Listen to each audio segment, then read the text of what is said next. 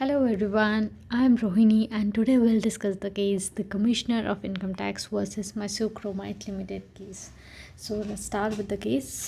इस केस एक ओवरव्यू दे देती हूँ केस स्टार्ट करने से पहले. एक लैंडमार्क डिसीजन है सेक्शन 25 के regarding of a sales of good act, जिसमें क्लैरिफाई किया है कि when the seller reverse the right of disposal of a goods until a certain condition are fulfill. मतलब कि कब जो है सेलर जो है वो अपना राइट ऑफ डिस्पोजल का जो राइट है वो रिजर्व कर सकता है when the certain condition are fulfill under the property in a goods when in good does not passes to the buyer until those condition are met. Section 25 की अगर हम बात करें तो सेक्शन 25 में मेंशन किया हुआ है the reservation of right of disposal.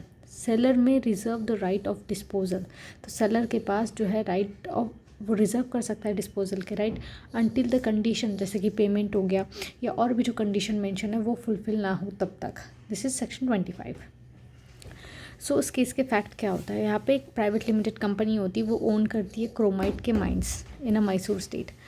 अब यहाँ पे जो क्रोमाइट की जो ओर्स है that were extracted and sold mainly to the buyers in Europe and America. Though the agent the agent here is the Madras Limited and there is one company in London. The sales were conducted by issuing a provisional invoices. तो यहाँ पे जो share है वो issue होता है by this provisional invoices and sending the bills to the buyer's bank. अब final जो पेमेंट है that were made only after the weighing and analyzing the goods. अब इशू यहाँ पर ये आता है कि वेदर दिस प्रॉफिट जो भी इन्हें इनकर्ड हुआ है यहाँ पे तो इन इंडिया में और outside the India depending on when the property in goods are passed.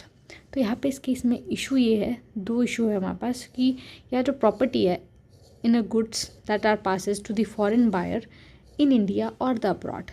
And the second is, was the income taxable in India under the Income Tax Act? The second and the third is, how does the section 25 of the SOGA apply when the seller reserve the right of disposal? So we'll mainly deal with the issue number 3 here. So let's start with the judgment. The Supreme Court of India held that under the Section 25, if the seller reserves the right of disposal until the conditions are met, तो section 25 का deal करता है कि जो seller है वो reserve कर सकता है राइट डिस्पोजल के कब तक, अंटिल द कंडीशन, जैसे कि पेमेंट हो गया है और भी फर्दर कंडीशन जब तक वो कंप्लीट नहीं हो जाती, और property does not passes until दस द कंडीशन आर फुलफिल.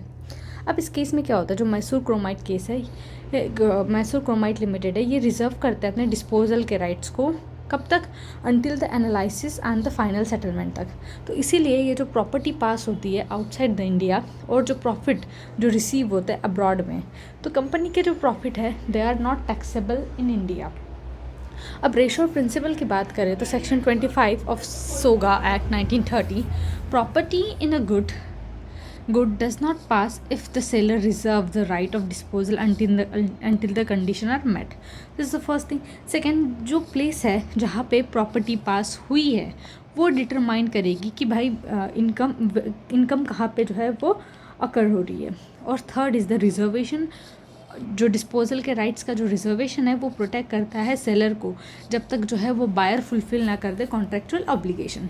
तो ये समझ में आ गया. अब एग्ज़ाम रेडी टेक अवेज की हम बात करते तो फैक्ट याद रखना है कि मैसूर क्रोमाइट उन्होंने और अपने सोल्ड किया अब्रॉड में और रिज़र्व किया कुछ डिस्पोजल राइट, लाइक जब तक पेमेंट ना हो जाए, एनालिसिस ना हो जाए. इशू यहाँ पे है कि क्या प्रॉपर्टी जो पास की गई है इंडिया और अब्रॉड में, कि क्या प्रॉपर्टी पास हुई है इंडिया या अब्रॉड में.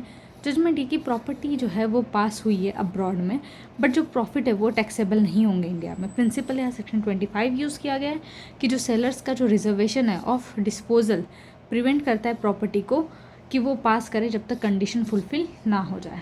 आई होप ये केस समझ में आया होगा. और ये जो केस है इसके मैंने सेक्शंस भी यहाँ पे मेंशन किए हुए हैं. If you need the explanation of the section do let me know, will discuss that also. That is the effect of contract of sale. This is the topic जिसका ये फर्स्ट केस था.